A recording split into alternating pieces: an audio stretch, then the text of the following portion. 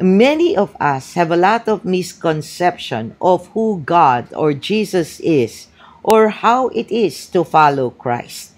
We have distorted views because we only want the image that will conform to our preferences and can be adapted to our lifestyle. And because of these distorted views, we created wrong beliefs that make us doubt God or even don't believe. This is the deception of Satan. And deception is his favorite tool because 99% of it, we fall for it. Hook, line, and sinker, especially if we don't really know God's words and just depend on certain Bible verses here and there. This is the reason why it is critical, mga classmates, that you read the Bible from cover to cover over and over again.